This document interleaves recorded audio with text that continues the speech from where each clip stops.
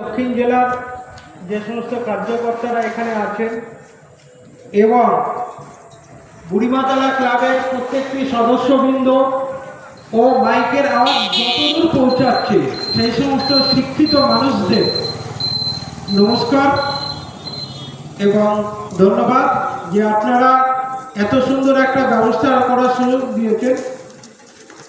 8 ও 9 নম্বর বসতির বিশ্ব হিন্দু পরিষদের কার্যকর্তাদের যারা অখণ্ড ভারত দিবস পালন করছে এইখানে, তো প্রথমে আমি বলবো অখণ্ড ভারত দিবস কেন আমরা পালন করছি আর পালন করার জন্য এই দিনটাকে কেন বেছে নেওয়া হচ্ছে। অখণ্ড ভারত দিবসের জন্য আমরা বিশ্ব হিন্দু পরিষদের তরফ থেকে 14ই আগস্টকে নির্বাচন করেছি। তার কারণ হচ্ছে ভারতবর্ষের বর্তমান যে আয়তন, সেই আয়তন 1947 সালের 14ই আগস্ট কিন্তু এই আয়তন ছিল না, সেটা এর থেকে আরো অনেক বড় আয়তন ছিল। এই 14ই আগস্টের দিনই 1947 সালে সেই ভারতবর্ষকে খণ্ডিত করা হয়েছিল, যেটা সর্বশেষ খণ্ড। সেই কারণে 14ই আগস্টটাকেই বেছে নেওয়া হয়েছে এই কর্মসূচির জন্য। কিন্তু এই কর্মসূচি সারা ভারতবর্ষ সমেত পশ্চিমবঙ্গের বিভিন্ন প্রান্তে, বিভিন্ন জেলায়, বিভিন্ন গ্রামে উদযাপন হয়। একদিনে সেই কর্মসূচিটা করা সম্ভব নয়, তাই 1 আগস্ট থেকে 14ই আগস্ট এই সময়ের মধ্যে অখণ্ড ভারত দিবস পালন করা হয়। তো এখন মাইকের আওয়াজ যতদূর যাচ্ছে সেই সমস্ত শ্রোতাদের মনে প্রশ্ন হতে পারে যে এরা অখণ্ড ভারত দিবস কেন পালন করছে আর তার বা কি গুরুত্ব আছে। তো আপনারা 1900 সালে ভারতবর্ষ অনেক কটি খণ্ড হয়েছিল, কিন্তু সঠিকভাবে ভারতবর্ষ কত সাল থেকে এবং কতবার খণ্ডিত হয়েছে সেটা আপনারা জানেন না বা আপনাদের জানা সম্ভব নয়। তো 1378 সালে প্রথম ভারতবর্ষ খণ্ডিত হয়েছিল। কোথায় খণ্ডিত হয়েছিল? বর্তমান যে ইরান, সেই ইরান 1378 সালে খণ্ডিত হয়। বর্তমান ইরান এখন কিন্তু হিন্দুদের রাজত্বে নেই, ওটা অন্য একটা সম্প্রদায়ের হাতে চলে গেছে। কিন্তু এক সময় 1378 সালের আগে ওখানে হিন্দুরা থাকতো।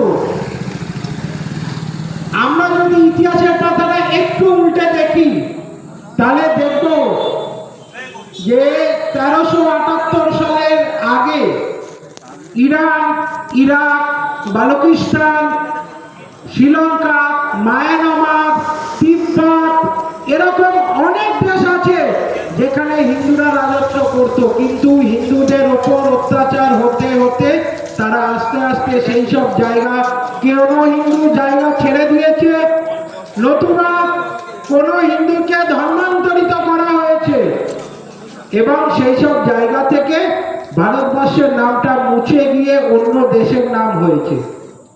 টোটাল আনুমানিক 25টা টুকরো হয়েছিল 1378 পর থেকে 1947 সাল অবধি।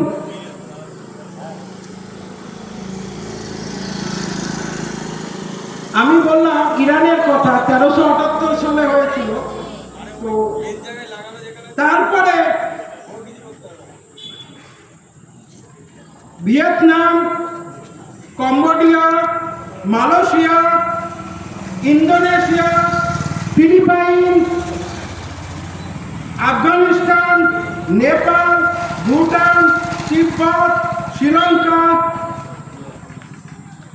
মায়ানমার, থাইল্যান্ড এবং সর্বশেষ পাকিস্তান ও বাংলাদেশ। 1378 থেকে 1947 এইভাবে ভারতবর্ষ ধীরে ধীরে খণ্ডিত হতে থাকে আর হিন্দুরা হিন্দুত্বের জায়গা ছাড়তে থাকে।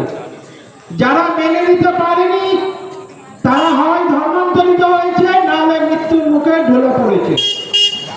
তো এখন বিষয় হচ্ছে যে আমরা বর্তমান যে ভারতবর্ষ, সেখানে তো প্রশ্ন আসতেই পারে যে ভারতবর্ষের বর্তমান হিন্দুরা খুব ভালো আছে।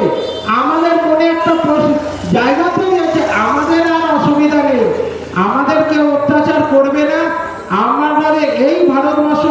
রূপান্তরিত হবে না। কিন্তু এখনো বর্তমান যে আয়তনে ভারতবর্ষ আছে তার মধ্যেও অনেক রাজ্যের অনেক এলাকায় সংখ্যালঘুরা সমান তালে ধর্মান্তরিত করছেন, হিন্দুদের ওপর অত্যাচার করছেন। সেটা যারা মেনে নিতে পারছেন তারা হিন্দু হয়ে থাকতে পারছেন, যারা মেনে নিতে পারছেন না তারা অন্য ধর্মে চলে যাচ্ছে, নতুবা তাদের শরীরটাকে নিথর বলে আমরা মৃত বলে ঘোষণা করছি।